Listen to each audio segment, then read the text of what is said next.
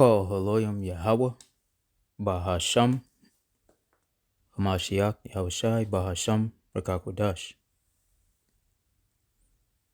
Barakatham, Shalom. This is your fellow servant Tazawar from the GMS Orlando camp, here with another lesson. First, I want to start off by giving all glory, honor, and praise unto Yahweh, Bahasham, Yahushai, Bahasham, Rakakwadash.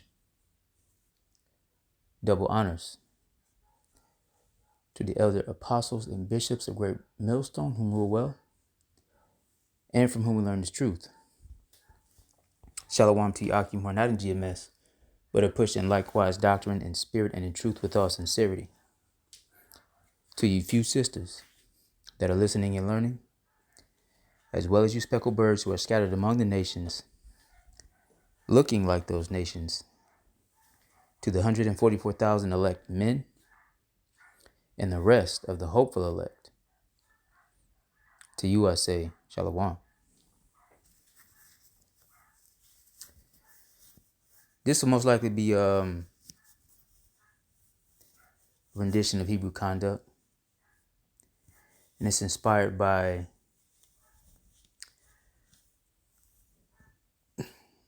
a message that one of the beloved brothers from the camp, Damawathia, dropped in our chat. And I'm not going to play the clip or whatever, but the gist of the clip was this guy who had a lot of money and a lot of status at one point in his life. You know, he got it by ill-gotten gains, all right? Not the best means, but anyway, he acquired money, status, power. And he's telling this young kid, like, hey man, I could do without the money because it ruined everything that I ever had. He don't have no family. He really don't got close friends, shit like that. And he lost everything material that he had, most of what he had anyway, on top of that. And his moral of the story was, no matter how you think you're going to act when you get money, if you don't come from money, no matter how you think you're going to act, money will change you. Right? And of course, this guy was a worldly guy, right? But it had me pondering, like, yo, how could these different guys that come into truth and know about COINTELPRO and how the how the horde get down, right? How all the alphabet gangs of the horde get down, right? Your FBIs, your CIAs, all of those organizations, right? How they get down and they still take the bag, right? They still take the bag, professing to know the truth on top of that. And that's my thing, like, hey, and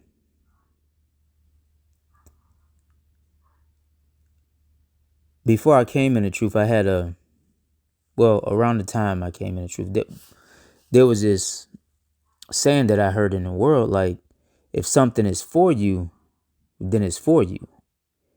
And nothing and nobody can take it, right? Well, who do we know who pulls all the strings is what I'm getting at, that we know of, right? That's Yahweh Bashim Yahweh Shai, man. Of course. And the other side of that coin, right? If something's for you, then it's for you. That goes into like, if the Lord has it in store for you, if it's in the Lord's plan, then you'll receive it, right? The other side of that worldly proverb is, and I say worldly because it's not paired with the true names of the Heavenly Father and His Son, right? God will never put nothing on you more than you can bear, right? Well, we have to realize that when we come in His truth, right, this truth is not set up for our monetary gain, all right? It's not set up for our prosperity and material want, right, in the flesh, okay? Our prosperity is becoming rich in faith, all right, first and foremost, paired with, Lord willing, right, becoming, gaining the treasures of knowledge and wisdom, right? The scriptures speak of wisdom is higher than the price of rubies, man. All right. And let me see if I can grab that real quick.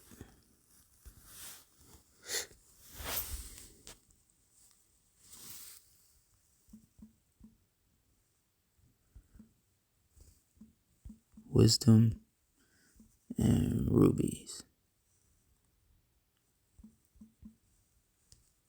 Not rubs. Rubies.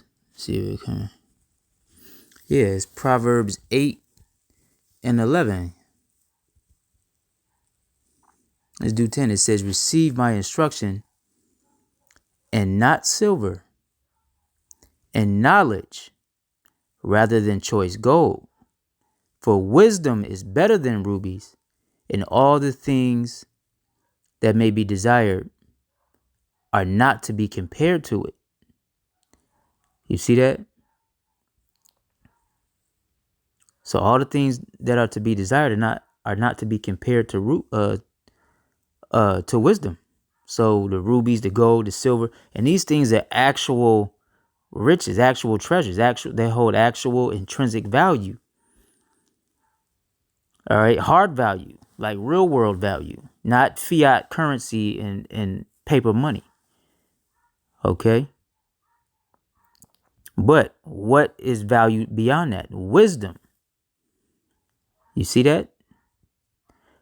Verse 12. I wisdom dwell with prudence, and find out knowledge of witty inventions. You see that? The fear of the Lord is to hate evil, pride and arrogancy, and the evil way, and the forward mouth do I hate. Okay. Counsel is mine, and sound wisdom. I am understanding. I have strength. All right. So wisdom is and that's what I'm saying. Lord willing, we increase in wisdom and knowledge as well. Because the scriptures also say, with all thy getting, get understanding. Right. Now, back to the point I was making is, there's a saying in the world that God will never put more on you than you can bear. Hey, well, sometimes He holds things back from you so you don't destroy yourself. All right. And that is a blessing. Okay. That is a blessing. So I'm going to try to keep this lesson concise. Let's I was just in Proverbs on the other app. Let's get Proverbs 30 and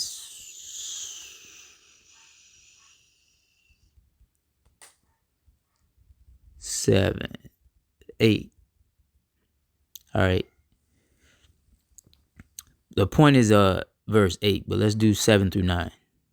All right. This is Proverbs 30 and 7. 2 things have I required of thee. Deny me them not before I die. Right. And this is speaking to the Lord, asking the Lord. That word required is actually going into petitioning. All right. Remove far from me vanity and lies. Okay, see this? Remove far from me vanity and lies. Give me neither poverty nor riches. Feed me with food convenient for me. You see that? Feed me with food convenient for me. Lest I be full and deny thee and say, who is the Lord Yahweh? Or lest I be poor and steal and take the name of my God in vain. You see that? So there's a balance there. Okay, there's a balance, as with all things, right? Because the scriptures also say what? An unjust balance is an abomination to the Lord. So we should seek to have balance in all our walks of life. All right, including our desires. Okay, now if we do have an imbalance, we want it to tip towards the side of the want and the desire of righteousness and pleasing the Lord. Right? But the scriptures also say, be not much over righteous. All right. Roughly paraphrase. Let me grab another one. Because, hold on. This Luke, my bad. This Luke 11. Luke 11. And let me go back right fast. Real quick, right fast, and read that verse 8 again. Proverbs 30 and 8. Remove far from me vanity and lies. Give me neither poverty nor riches.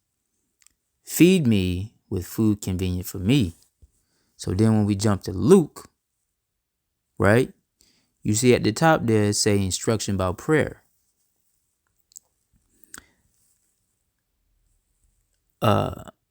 And this is Yahweh Shai because it's words in red. Now, most of the time we read this in Matthew, all right, or in Mark, okay, both have an account of this prayer, okay. But the reason I came here in Luke is because of how it's phrased in verse 3. So let's start at 2. And it reads, this is Luke 11 and 2. And he said unto them, when ye pray, say, Our Father which art in heaven, hallowed be thy name. Thy kingdom come, thy will be done. As in heaven, so in earth. Give us day by day our daily bread. You see that? Give us day by day our daily bread. Right, where the other script says, Our Father who art in heaven, hallowed be thy name, thy kingdom come, thy will be done in earth as it is in heaven. Give us this day our daily bread. All right. See, but Luke says, give us day by day our daily bread. Slight variation, right? And this is me speaking as a man, because when you are, you can always ponder on tomorrow, but as another proverb says, what tomorrow's not promised, right? Worldly proverb, and they pretty much got that from the scriptures, okay, in a roundabout way. But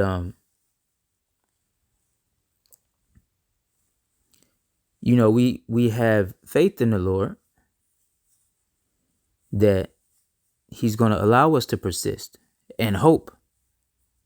All right. Faith and hope for the tender mercies to persist, even though we know that this life is our hell. This is our chastening on this side. Okay. Because Babylon the Great is not our rest. All right. Anyway,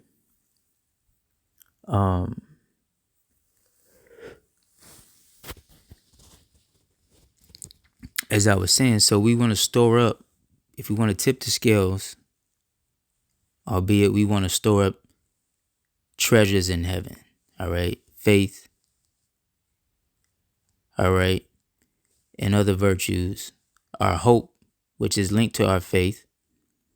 Okay. Our temperance, our patience, our charity, our long suffering. All right. Because the Lord's been long suffering with us. Right. Our disdain and distaste, not just for our current situation, right? Not just for our current station in life, being in a class of serfs and servants, right? Of course, we hate that because we know we're supposed to be on top as Israelites, right? Scriptures say the Lord made the world for our sakes. So not just hating our station currently in this lifetime due to the chastening that we received, all right, through righteousness of the Heavenly Father, but to also hate the things which landed our asses in this situation that we're in, that landed us in this captivity in the first place. And that is iniquity. All right. And all things that are adverse and contrary to the words and the ways of Yahweh Bashem, Yahweh Shai. All right. Those things that are contrary to Yahweh Bahashem, Yahweh Shai, we ought to have a great disdain for. Okay. Because here we go.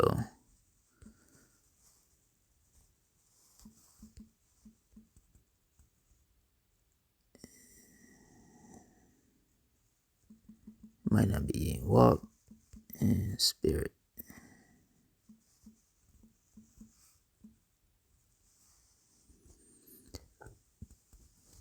Galatians 5:16. This I say then, right? This I say then, walk in the spirit, and ye shall not fulfill the lust of the flesh. See that? For the flesh lusteth against the spirit, and the spirit against the flesh. And these are contrary the one to the other, so that ye cannot do the things that ye would. Right? Because we know that the spirit is willing, but the flesh is weak. Right? And so there are days where we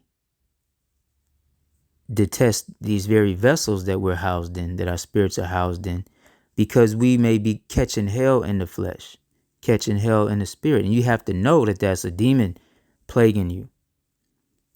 Right? A trial,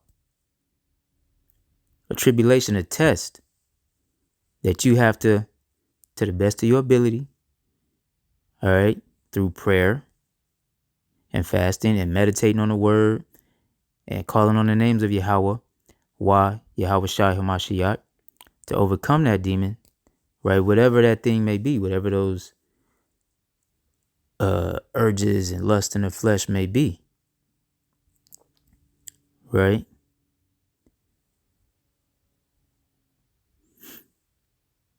So whether that be envy and strife, actual lust, right? Whatever it is. Okay. Anyhow, this kind of then took a turn because, but it's the spirit. Okay. The point is, we should be happy with what the Lord does bless us with. All right. What he's given us to receive at his hand. All right. Because the brothers had quoted a few days ago, when we was talking amongst the body, chopping it up or whatever. And one of the brothers had quoted the scripture, my grace is sufficient for thee. Right. So we have to remember that too. All right. And not get caught up in the things of this world, whether it be money, material things, power, status, women.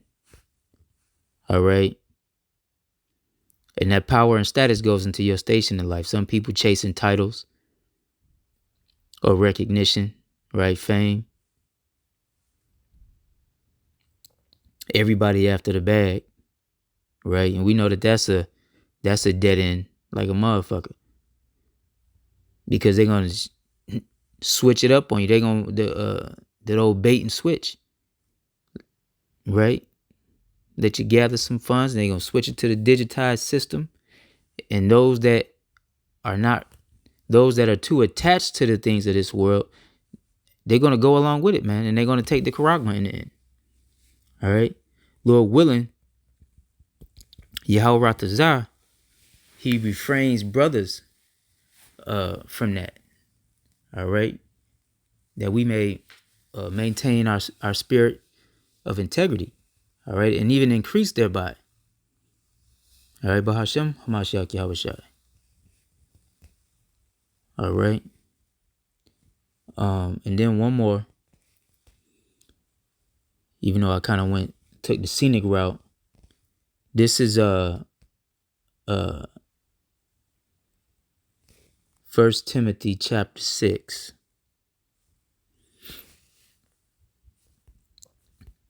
And verse 6. Okay. But godliness with contentment is great gain. You see that? Again, trying to move in the spirit. All right. As much as we can. And being content. Let's get this word contentment. It goes into content, being satisfied. Okay. I can't say that Greek word. Autarkia. Strong's G 841. Austarkaya. I butchered that shit. Salakia, it's a perfect condition of life in which no aid or support is needed. Right? That's cold. Sufficiency of the necessities of life. A mind contended with its lot. Ooh, a mind contented with its lot. Contentment. So what does your mind go into? That your mind, right, goes into your heart, lob, right, which is where your seat of thought is, your appetite, your proclivities, your inclinations, the things that set your spirit off, right, or that are drawn to your spirit. So a mind that is content with its lot, with the portion that Yahweh Hashem Yahweh Shai has given unto thee. That's what that means in the third definition. Sufficiency of the necessities of life. You see that? But this first one is a banker too. It's a perfect condition of life in which no aid or support is needed. Why is that, Cole? Because when you pair that understanding with godly contentment, a godly feeling of having a perfect condition of life in which no aid or support is needed. Meaning, that goes back to what I just quoted. My grace is sufficient for thee. Meaning whatever the Lord gives you is enough. Right? That's cold. That's beautiful. All right, and here's the root word. Let me see if I can get this. Autarkase. Strong's G 842. Austarkes. Butchered that too. Austarkes. And it means sufficient for oneself. Strong enough. Sufficient for oneself. Strong enough or possessing enough to need no aid or support. independent of external circumstances, right? So if we walk in the spirit, right? If we meditate in the Lord and we walk in the ways of the Lord, that narrow path, we're not concerned with what? The cares of this world. Sound familiar? Right? Contented with one's lot, with one's means through the slenderest. That means going into being a stoic or a minimalist, man. Right? That's great, because I never looked that word up before in the Greek. As you could probably tell, because I'd have butchered the word. Verse 6, but godliness with contentment is great gain. That's cold now that I know that the deeper meaning of that, the intent of that word contentment. For we brought nothing into this world, and it is certain we can carry nothing out. You see that? For we brought nothing into this world, and it is certain we can carry nothing out. And having food and raiment, let us be therewith content. So having food and clothes, let that be enough. All right. Even the little box that you living in, whatever your living situation is, whether it be apartment, home, or whatever, the Lord blessed you with that as well. All right. And you got to have the faith that, if he gave it to you, then he's going to allow you to hold on to it. I had a trying year last year when it came to finance and a bunch of other things. Last year was very hard for me. It was difficult. But hey, the Lord, Yahweh Shem Yahweh Shai, man, pulled me through it. All right. So anyway, this was supposed to be concise. I pray this lesson finds you well. I pray that it was edifying. Until next time, Shalom. Wa Abad Babal.